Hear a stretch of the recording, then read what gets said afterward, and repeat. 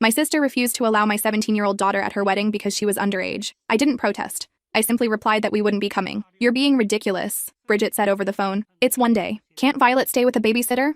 A babysitter, I repeated. For my 17-year-old daughter. You know what I mean. This is my wedding, my special day. I specifically chose a child-free celebration for a reason. What she meant was that children under 18 weren't sophisticated enough for her $300 per plate dinner and open bar at the country club. Never mind that Violet was months away from college. Never mind that she'd been helping plan this wedding for a year, addressing invitations in her perfect calligraphy, creating the seating chart spreadsheet. Then we won't be there, I said. The silence stretched. Then, Mom will be so disappointed in you. I hung up. Within an hour, my mother called. Then my aunt. Then Bridget's maid of honor, who I'd never even met. All with the same script. Bridget's wedding only happens once. Can I be flexible? Violet will understand. This is about family. I didn't answer any of them. What they didn't know was that 3 weeks earlier, Bridget had called me at 2 a.m., sobbing. Her fiancé Garrett had disappeared for 48 hours with no explanation. She'd driven to my house in her pajamas, mascara streaked down her face, and slept on my couch while Violet made her tea and sat with her through panic attacks. He's having an affair, Bridget had whispered. I know it. Violet had held her hand. You deserve better than someone who makes you feel this way. By morning, Garrett had returned with an excuse about a work emergency and a designer handbag.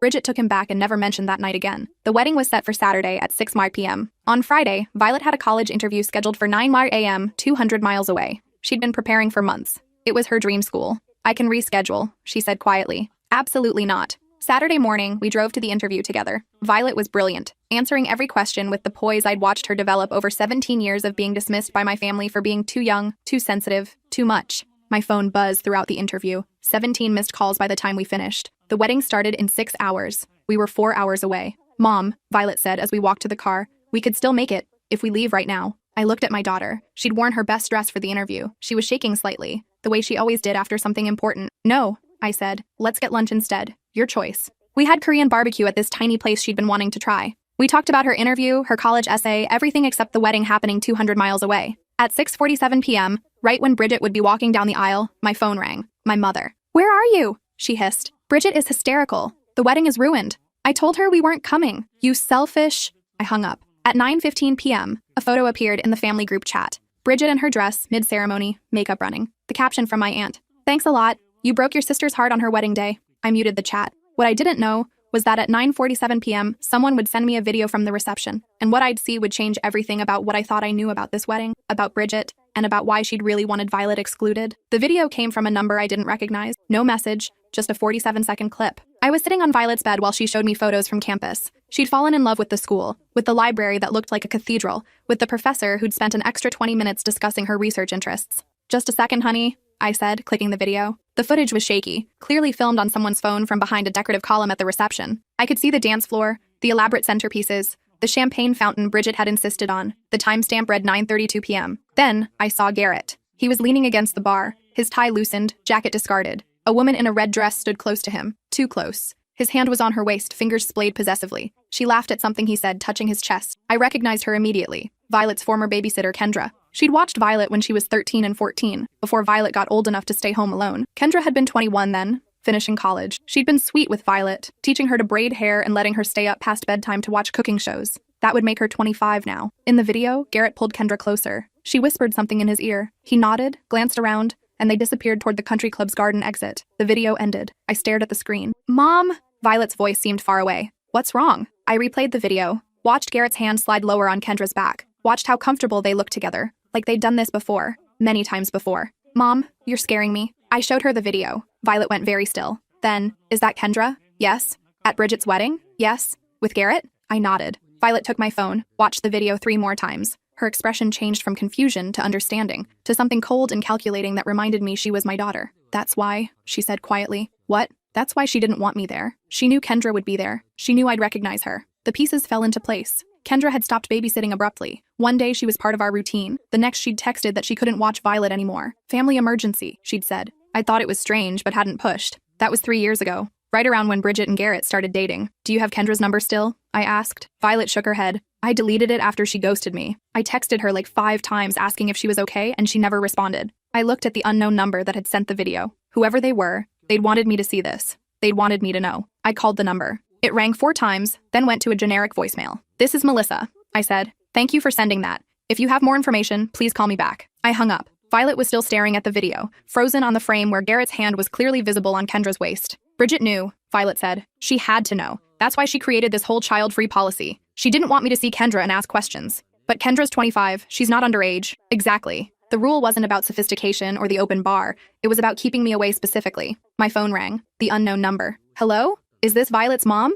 A woman's voice. Young, nervous. Yes. Who is this? A pause. I work at the country club. I've been serving tables here for 2 years. I've seen Garrett and that woman together. A lot. How often? Every Tuesday night. He has a regular reservation at the club restaurant. She meets him there. They're not exactly subtle. Everyone on staff knows. Does Bridget know? I don't know, but I thought someone should. Especially after... She stopped. After what? After he screamed at her tonight. Your sister. He was furious that you didn't come. Said she'd promised him everyone would be there. That it would be the perfect day. Then he disappeared into the garden with that woman for 45 minutes. While your sister was cutting the cake. I closed my eyes. Why are you telling me this? Because I have a little sister. She's 16. And the way he looks at teenage girls who come here for their sweet 16s, she inhaled sharply. I've been documenting everything. Times, dates, photos. I was going to send it to your sister, but I chickened out. Then tonight, I heard him on the phone in the hallway. He was talking about Violet. My blood went cold. What did he say? He said, she's almost 18, right? Legal in a few months. Worth the wait. And he laughed. The room tilted. Violet grabbed my arm. Are you recording this conversation? I asked.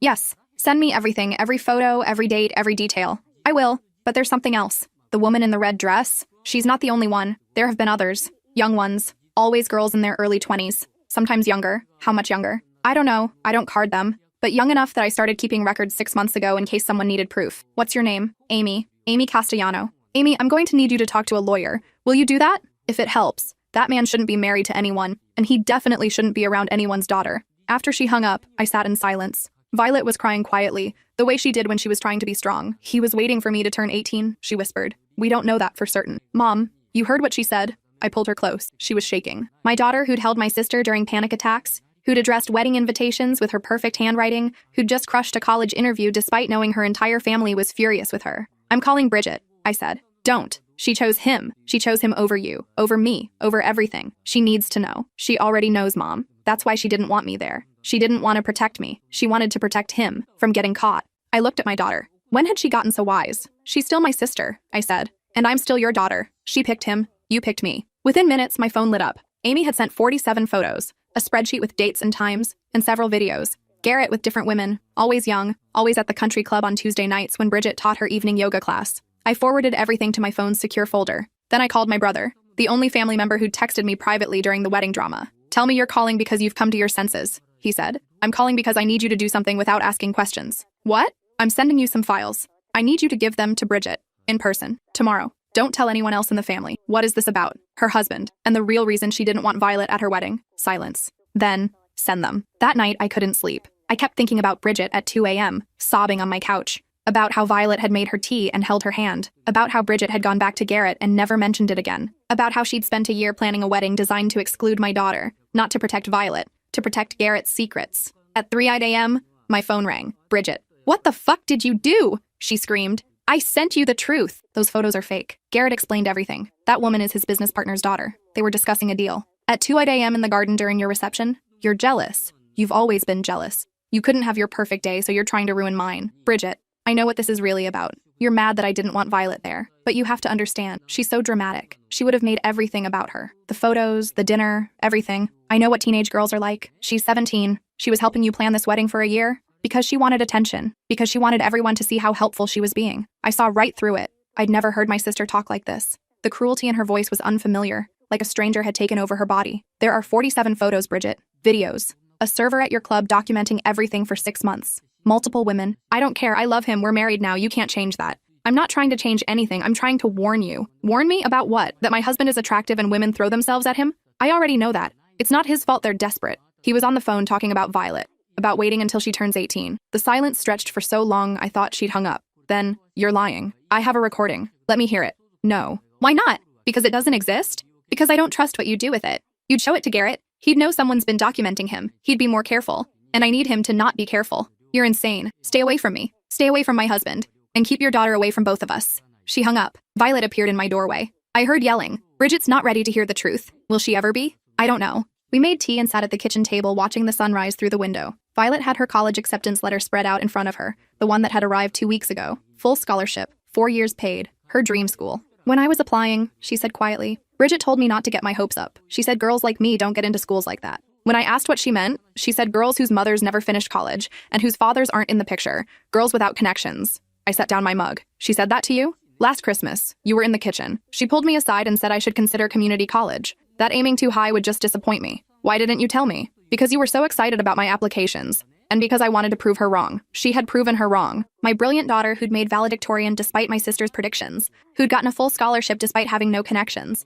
who'd held a broken woman during panic attacks and never asked for thanks. I'm proud of you, I said. I know. At 7 a.m., my mother called. I let it go to voicemail. She called again, and again. On the fourth call, I answered. You need to apologize to your sister, she said without preamble. No. Whatever you sent her has her inconsolable. She called me at 4 a.m. crying. On the morning after her wedding. You ruined her honeymoon. She's not going on her honeymoon? How could she after what you did? She and Garrett are at home trying to work through the poison you've spread. It's not poison if it's true. True? You sent her doctored photos, lies from some jealous server, all because you couldn't handle being excluded from one event. Violet was excluded, not me. Same thing. You've always been too attached to that girl. It's not healthy. She's 17, not 7. She could have stayed home. From her aunt's wedding, after spending a year helping plan it, she was being included in the planning to keep her busy, to make her feel useful. Bridget didn't actually need her help. She has a wedding planner. I closed my eyes. My entire family had known. They'd known Violet was being used, given meaningless tasks to keep her occupied and grateful. And none of them had said anything. I need to go, I said.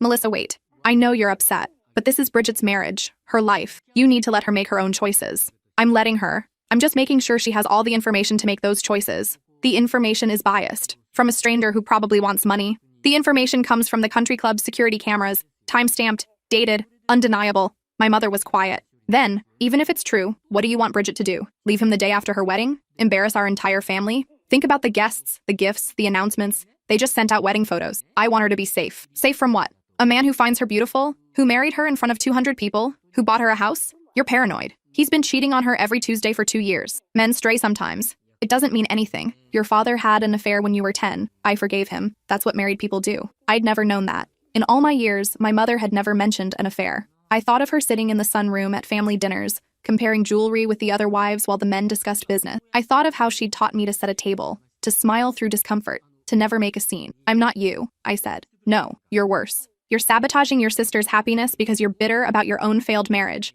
My marriage didn't fail. I left. Same thing. I hung up. Violet was standing in the hallway, still in her pajamas. Grandma thinks you should have stayed with Dad, she said. It wasn't a question, apparently. Even though he hit you, she doesn't know about that. Why not? Because I never told her. Because she would have said I provoked him, or that I should try harder, or that leaving would embarrass the family. Violet sat down next to me. Is that what they're telling Bridget? To stay with Garrett no matter what? Yes. Then she's not going to leave him. Probably not. So what do? We wait. We keep the evidence safe, and we make sure he never gets near you. I'm going to college in 3 months. He won't have access to me. Good. That's what matters. But I knew it wasn't just about Violet. It was about the next girl. The next daughter or niece or family friend's child who caught Garrett's attention. The next young woman he'd groom and pursue while my sister looked the other way and my family explained it away as harmless flirtation. At noon, Amy called again. I got a call from the club manager, she said. Garrett filed a complaint. He says I've been stalking him, taking unauthorized photos. He wants me fired. Did they fire you? Not yet, but they're investigating. If he pushes hard enough, I'll lose my job.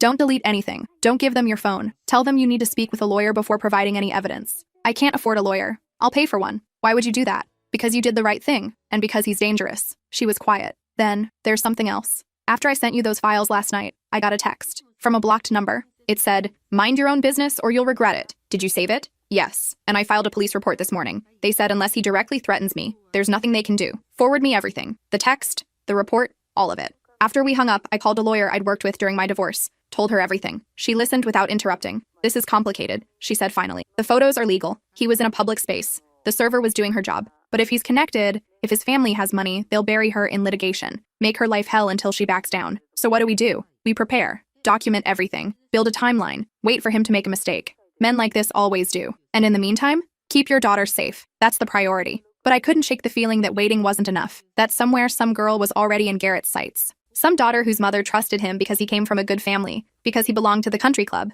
because he'd married into our family. That evening I was making dinner when Violet called out from her room. Mom, you need to see this. I found her at her computer, staring at a social media post. Bridget had uploaded a photo from the wedding, her and Garrett kissing under a string of lights. The caption read, "To my amazing husband, thank you for the most perfect day of my life. Despite certain people trying to ruin it, our love prevailed. Here's to forever." The comments were full of congratulations and heart emojis. My aunt had written, "Beautiful couple. Don't let jealous people dim your light." My mother, So happy for you both. True love wins. Violet scrolled down. More relatives, more friends, all praising the wedding and subtly implying I'd been unreasonable. Then I saw a comment from someone I didn't recognize. A woman named Alexis Porter. She'd written, "Congratulations. Garrett looks so happy. He was like that at our wedding too, before I found out about the others." The comment had been posted 3 minutes ago. While I watched, it got its first reply from someone named Jennifer Liu. Same. The country club was even the same venue. I screenshot both comments before they could be deleted. Within seconds, Bridget had removed them and turned off commenting. "Who are these women?" Violet asked. I searched their names.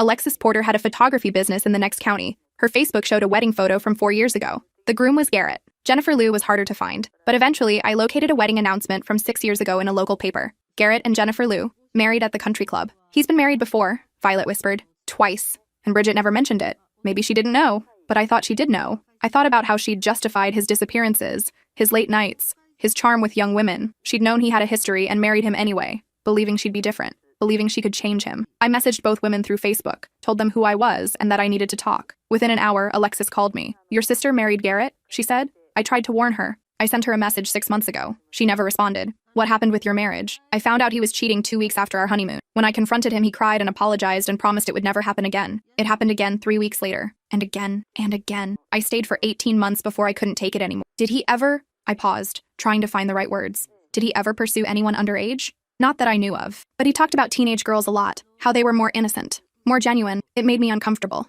When I told him that, he said I was being dramatic. "Did you document any of this?" I have texts, emails, therapy notes. I went to counseling to try to save the marriage. The therapist is the one who told me to leave. Would you be willing to share those documents? Why? Because he's doing it again, and my daughter is one of his targets. Alexis was quiet for a long moment. "Send me your email. I'll send everything I have." Jennifer Liu called an hour later. Her story was nearly identical. Married young, discovered his cheating quickly, stayed too long hoping he'd change. She divorced him after finding him with a college student at his office. "He has a type," she said. "Young, naive, eager to please. Girls who don't question him. Girls who are flattered by his attention. That's my daughter. Then get her away from him. However you can. He's not going to stop. Men like him never do." By midnight, I had files from both women. Bank statements showing his spending patterns, photos, emails where he'd promised to change and never did. Text messages from the women he'd cheated with, some of whom reached out to the wives afterward to apologize. In one text exchange, a 19-year-old girl had written to Alexis, "I didn't know he was married. He told me he was single. He took me to the country club every week for months. I thought he loved me." Violet read over my shoulder. "He's a predator." Yes. And Bridget knows. I think she suspects, but she's choosing not to believe it. How can she do that? How can she know what he is and still stay? Because she's scared. Because she's embarrassed. Because she spent $100,000 on a wedding and sent announcements to 300 people and posted photos with the caption, "Forever." That's not a reason to stay with someone who's dangerous. You're right. But people talk themselves into things, especially when everyone around them is saying they're overreacting. Violet was quiet. Then, "If Bridget calls you again, if she asks for help, will you give it to her?" "Yes. Even after everything she's done, she's still my sister, and she's going to need help eventually." What if eventually is too late? I didn't have an answer. Over the next week, things escalated. Garrett's lawyer sent Amy a cease and desist letter, demanding she hand over all photos and delete any copies. Amy forwarded it to the lawyer I'd hired for her. The lawyer sent back a response explaining that Amy had committed no crime and would not be intimidated. Garrett's lawyer threatened a lawsuit. My lawyer said, "Let him try. Discovery will be fascinating." My family stopped calling me. Instead, they posted passive-aggressive messages on social media about loyalty and betrayal. My aunt shared an article about false accusations ruining innocent men's lives. My mother posted a meme about drama queens who can't let other people be happy. Violet got a private message from Bridget. It said, "I know your mom put you up to this, but you need to understand, Garrett loves me. Whatever lies she's told you aren't true. When you're older, you'll understand how complicated relationships are." Violet showed me the message. Should I respond? "That's up to you." She thought for a moment, then typed, "Garrett told someone on the phone that I'd be worth the wait when I turn 18. That's not a lie. That's a threat." She hit send before I could stop her. Within minutes, Bridget called. I answered on speakerphone. "How dare you involve my niece in your sick fantasies?" Bridget yelled. "Garrett would never say something like that. You've brainwashed her." "There's a recording," Violet said calmly, "from a server at the country club. Time-stamped. Want me to send it to you?" "You're lying. You're both lying." "Why would we lie?" I asked. "What do we gain from this? Attention. Drama. You've always needed to be the center of everything. I finally have something good in my life and you can't stand it." "Bridget, I have messages from his ex-wives, from women he cheated with, from security footage at the country club. This isn't about you. This is about him. His ex-wives are bitter. The women lied to get money from him, and the security footage shows nothing inappropriate. It shows him leaving your reception with another woman for 45 minutes while you cut your cake. She's his colleague. They were discussing business. At 10 p.m. in the garden? Yes. Important deals don't wait for convenient times." I could hear the desperation in her voice. She was clinging to explanations that made no sense because the truth was too painful. "Bridget," I said gently, "you don't have to do this. You can leave. You can admit this was a mistake. No one will judge you. Everyone will judge me. Everyone will say they knew it wouldn't last, that I was stupid for marrying him, that I should have listened. Who cares what they say? You deserve better than this. Better than what? A successful husband who loves me? A beautiful home? Financial security? Better than someone who pursues teenage girls. He doesn't pursue teenage girls. You're making that up. I have a recording of him saying it. Then play it for me right now. I hesitated. If I played it, she'd tell Garrett. He'd know someone at the club had been listening. He'd be more careful. We'd lose our advantage. That's what I thought, Bridget said. You don't have anything. This is all lies. She hung up. Violet looked at me. Should we have played it? No. We need to keep some cards hidden. So what do we do now? We wait for him to make a mistake, and we keep you safe. But I couldn't shake the feeling that waiting would cost someone. Maybe not Violet. Maybe some other girl who wouldn't have a mother looking out for her.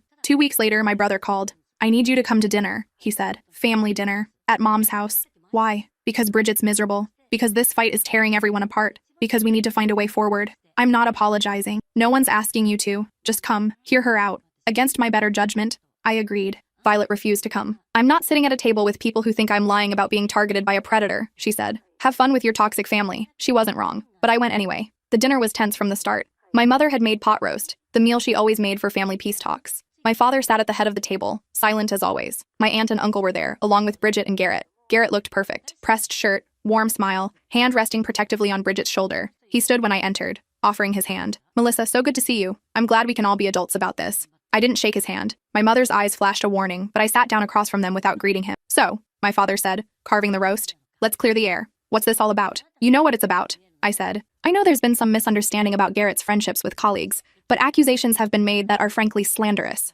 They're not accusations if there's proof. Garrett leaned forward, his expression concerned. Melissa, I understand you're worried about Violet. She's a wonderful girl and you want to protect her. But I promise you, I have never and would never do anything inappropriate toward her. The idea is offensive to me. He was good. I'd give him that. His voice was earnest, his eyes sincere. He looked like a man wrongly accused, patient and understanding even in the face of false allegations. I have a recording of you on the phone, I said, talking about waiting until she turns 18. I've never said any such thing. Then you won't mind if I play it. I reached for my phone. Garrett's hand shot out, grabbing my wrist. Don't, he said, his voice suddenly cold. You're not recording this dinner or playing edited audio that could be anyone. Let go of me. Garrett, Bridget said nervously. Just let her play it. If you didn't say it, it'll be obvious. His grip tightened. I said no. My brother stood up. Let her go. For a moment, I thought Garrett might refuse. Then he released my wrist, sitting back with a pleasant smile as if nothing had happened. I apologize, he said smoothly. This whole situation has me on edge. Being falsely accused of something so heinous is very stressful. I pulled up the audio file, pressed play. Garrett's voice came through my phone speaker,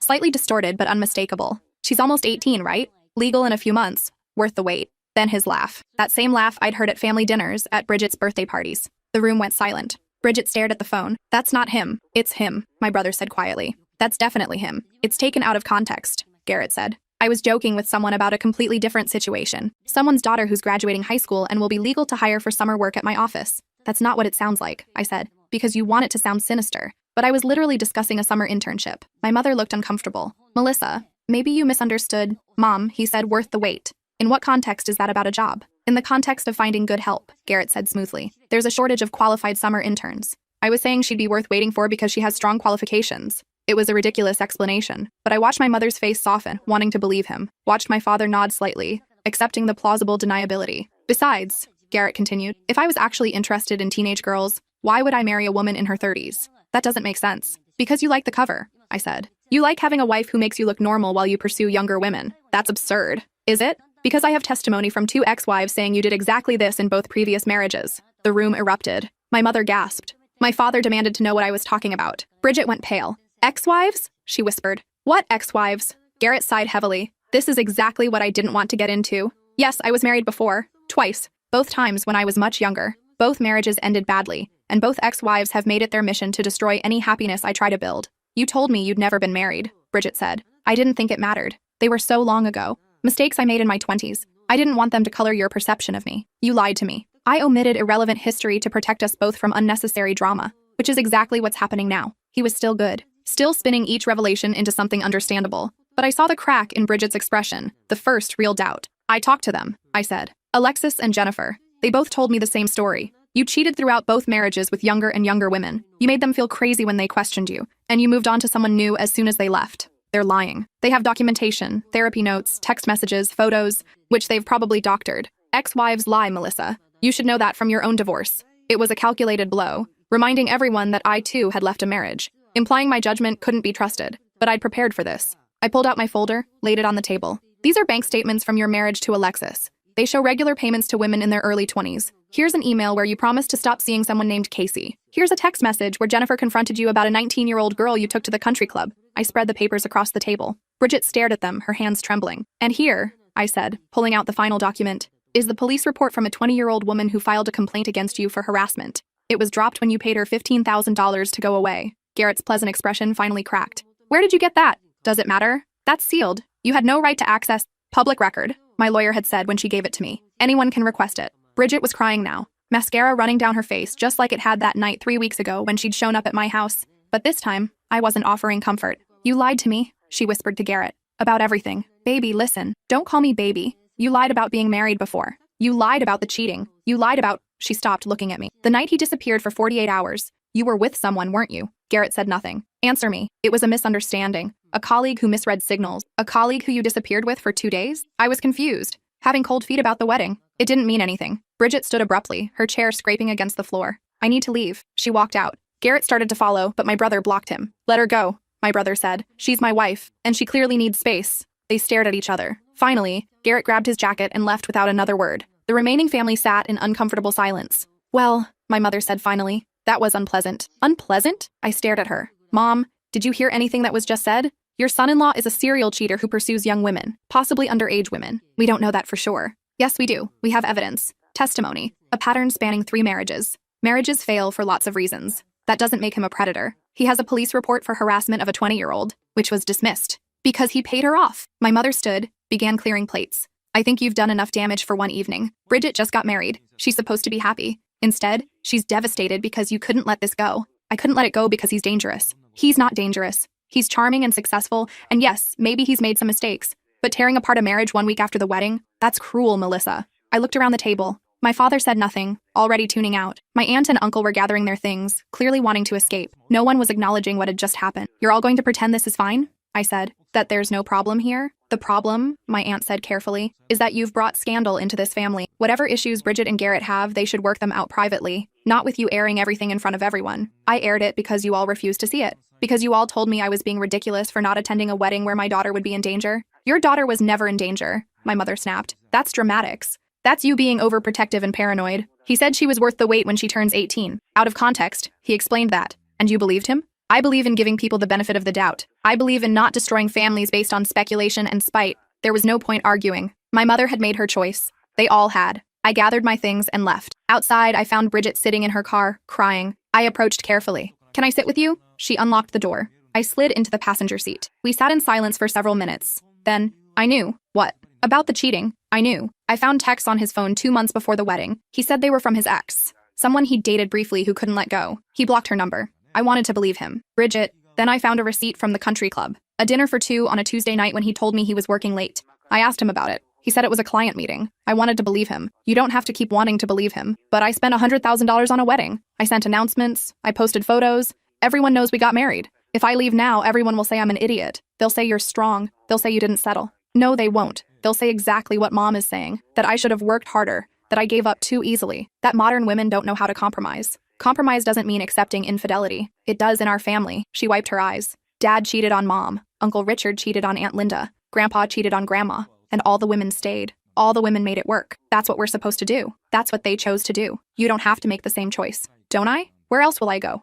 I quit my job for the wedding. I sold my condo to buy a house with him. I don't have anything separate anymore. You have me. You can stay with us. She laughed bitterly. After I excluded Violet from the wedding, after I called you selfish and dramatic, after I chose him over you every single time, you're still my sister. I don't deserve that. Probably not. But it's not about deserving. It's about what's right. She cried harder. I'm so sorry. You were trying to protect Violet and I made everything about me. I knew what he was, and I wanted to believe I could change him. I wanted to be special enough that he'd stop looking at other women. You are special, but not because of him. And you can't change him. Men like that don't change. Jennifer said the same thing. I messaged her after you sent me her information. She said she stayed for 18 months trying to fix him, and he just got better at hiding things. You talked to Jennifer? And Alexis. I wanted to hear their side. I wanted them to be lying so badly, but they weren't. They both described the same man. Charming, successful, attentive at first, then distant, then cruel, then caught, then apologetic. then cruel again. So what are you going to do? I don't know. I'm scared. I know, but I'm here. She reached for my hand. We sat like that until the sun fully set.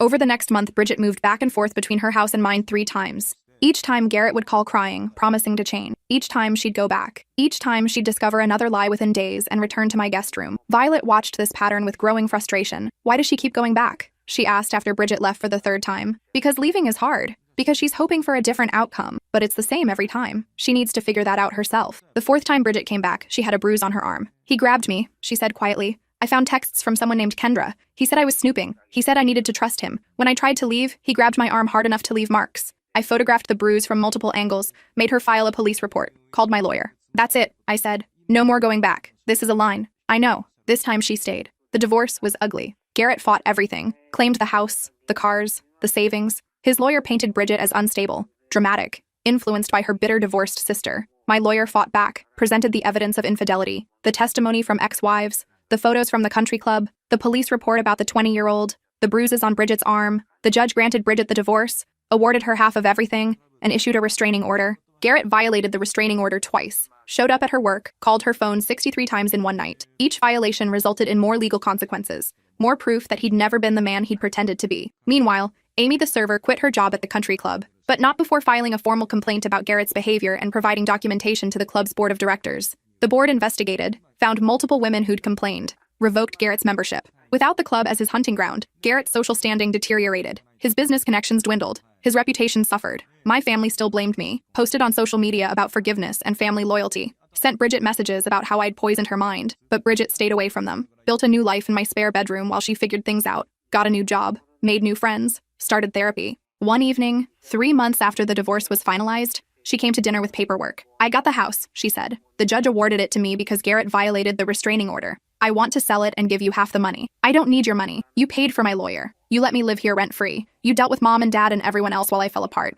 You deserve it. Use it to build your life. That's what I want. She was quiet. Then, Violet? My daughter looked up from her homework. I'm sorry. For everything. For excluding you from the wedding. For not believing you when you needed me to. For choosing him over you even when I knew better. You didn't deserve any of that. Violet considered this. You're right. I didn't. I know. I can't fix what I did, but I want you to know I see it now, and I'm sorry. Apology accepted, but I'm still not calling you for advice on boys. Bridget laughed. Fair. That night, after Bridget went to bed, Violet came to my room. Do you think she's really okay? She asked. I think she will be. Eventually. Do you think she'll fall for another guy like Garrett? I hope not. But that's her journey. We can just be here if she needs us. You always say that people have their own journey, but what if their journey leads them off a cliff? Then we tried. We did everything we could. And sometimes that has to be enough. Violet climbed into bed next to me like she used to when she was small. I'm scared of college, she said quietly. Because? Because I'll be alone. Without you to protect me from guys like Garrett. What if I can't see them coming? You'll see them. You're smart and careful, and you've learned what red flags look like. But if you do meet someone who makes you uncomfortable,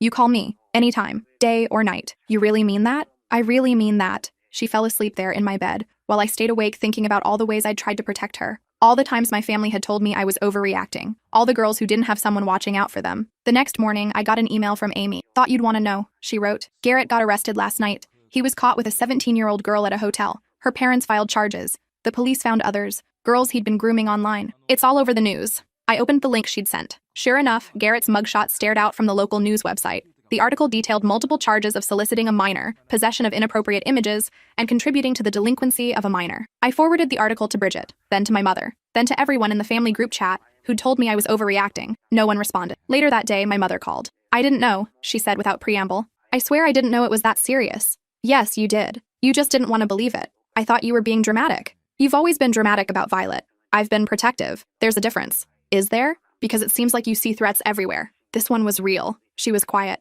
I'm sorry for not listening, for not believing you. Are you apologizing to me or to yourself? To you, and to Bridget, and to Violet. Then call them and tell them that. She did. Later that evening, both my mother and father called Bridget and apologized, called Violet and apologized. It didn't fix everything, but it was something. At Sunday dinner the following week, my family gathered without Garrett for the first time. The conversation was stilted, awkward. No one knew quite what to say. Finally, my aunt spoke. I should have listened when you raised concerns. I'm sorry. Others echoed her. Small apologies, insufficient, but genuine. Violet sat quietly through it all, observing. Afterward, she said, they're only sorry because he got arrested. If he hadn't, they'd still think you were wrong. She was right, but I'd take their late realization over nothing. 3 months later, Garrett was convicted. 10 years. The judge cited the extensive evidence of grooming, the multiple victims, the complete lack of remorse. Bridget went to the sentencing. I sat beside her. When the judge read the verdict, she didn't cry, just nodded once, like something had finally been settled. Outside the courthouse, reporters tried to approach her. I blocked them while my brother guided her to the car. "How do you feel?" one shouted.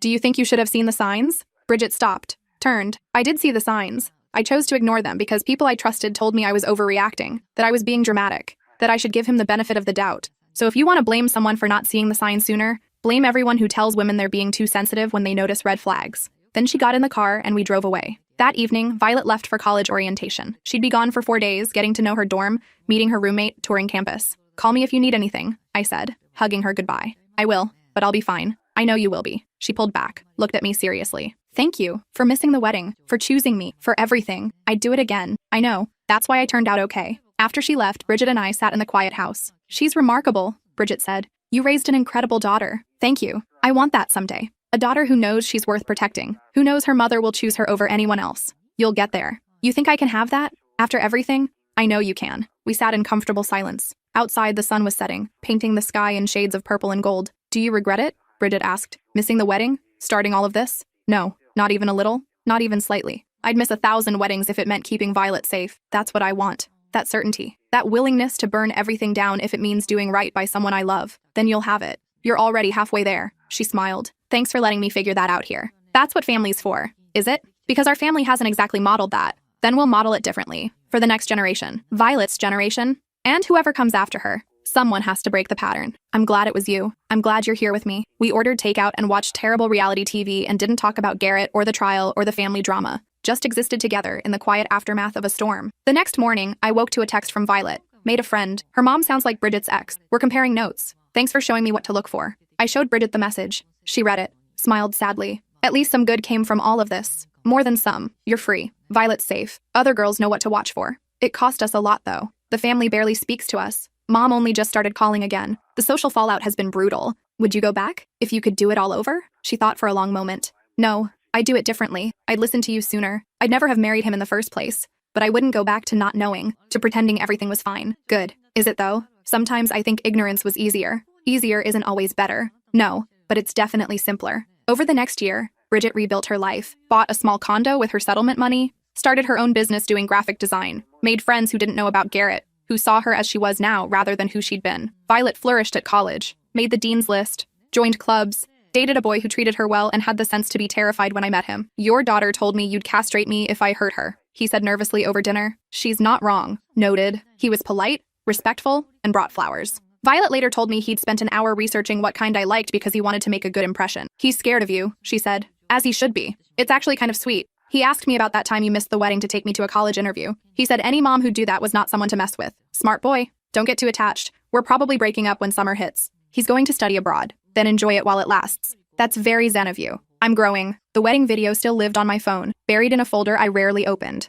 Sometimes I'd watch it, just to remind myself why I'd made the choices I had, to remember the moment everything crystallized. One evening, Bridget caught me watching it. "I hate that video," she said, sitting beside me. "Why?" "Because I look so happy. And I was so wrong. You weren't wrong to want happiness. You were wrong about where you'd find it. Same thing. No, one is about hope. One is about choice. You're allowed to hope, even after everything. Especially after everything." She watched the video over my shoulder, Garrett's hand on Kendra's waist, the too familiar way they moved together. "I knew," she said quietly. "Even then, I knew something was off. But I'd already sent the invitations, already bought the dress, already announced it to the world. How do you back out of something everyone's expecting? You just do. You say, 'I made a mistake,' and you walk away. That easy? That hard, but worth it." She nodded. "I wish I'd walked away then, before the wedding, before everything. But you walked away eventually. That's what matters." "Is it? I cost you your relationship with mom and dad. I cost Violet her senior year of comfort with the family. I cost you. You didn't cost me anything. I made my choices. You made yours.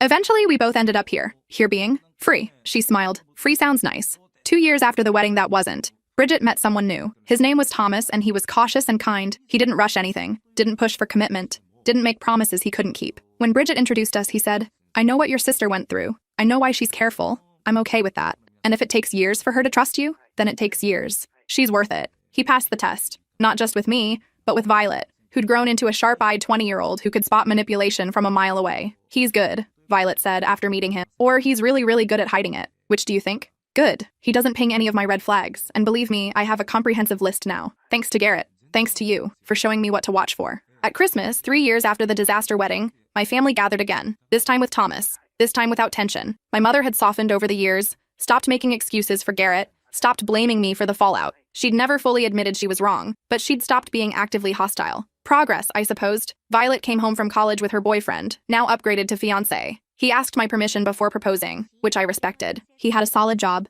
treated my daughter well, and understood that family meant protecting each other. We're not rushing, Violet told me. Engagement for at least 2 years. Living together first. Making sure we're compatible in real life, not just dating life. Smart. I learned from watching you, and from watching Bridget. What did you learn? That love isn't enough if the person isn't safe. That butterflies don't matter if the person gives you anxiety. That you should listen when someone shows you who they are. Those are good lessons. They cost you though. Cost all of us. But you learned them. That makes it worth it. At dinner, my father stood to give a toast. He'd been quiet through most of the family drama, taking my mother's side without much thought. But time had changed him too. I want to say something, he began. 3 years ago, my daughter made a choice that I didn't understand. She chose not to attend her sister's wedding. At the time, I thought she was being selfish. Difficult. I was wrong. He looked at me. Melissa, you saw something we all refused to see. You protected your daughter when we told you that you were overreacting, and you saved your sister when we told you to stay out of it. I should have supported you then. I'm sorry it took me this long to say that. The table was silent. And Violet, he continued, you were brave to speak up about feeling unsafe, to trust your instincts when adults told you they were wrong. I hope you never stop trusting yourself. Violet nodded, blinking back tears.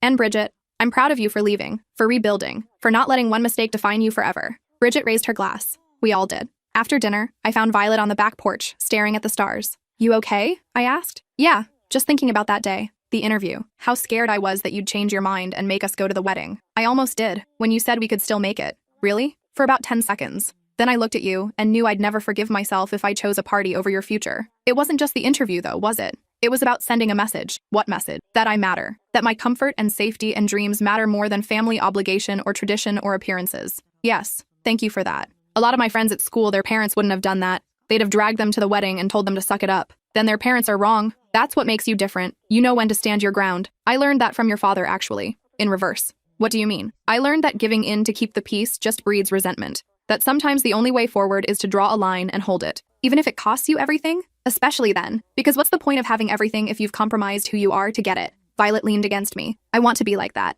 When I have kids, I want them to know I'll always choose them. You will be. You already are. How do you know? Because you're here. Because you learned the lesson. Because you know what it looks like when someone puts you first, and you won't accept less. We stayed there until the cold drove us inside, where Bridget and Thomas were laughing at something my mother said, where Violet's fiancé was helping with dishes, where my family was learning to be the kind of family that protected each other. The wedding photo from that day 3 years ago still existed somewhere on Bridget's old social media, but she'd archived it, replaced it with new photos. Her with Thomas, her with me and Violet, her alone, smiling, free. I never regretted missing that wedding. Not for a moment. Because the cost of going would have been Violet's safety, Bridget's future, and my own integrity. And some things I'd learned were worth more than family obligation or social expectation or anyone's disappointment. Some things were worth burning it all down for, like your daughter's safety, like truth, like the fierce, uncompromising love of a mother who knows that missing one day can save a lifetime. Years later, when Violet had her own daughter, she called me from the hospital. We named her Hope, she said, because that's what you gave me. Hope that things could be different.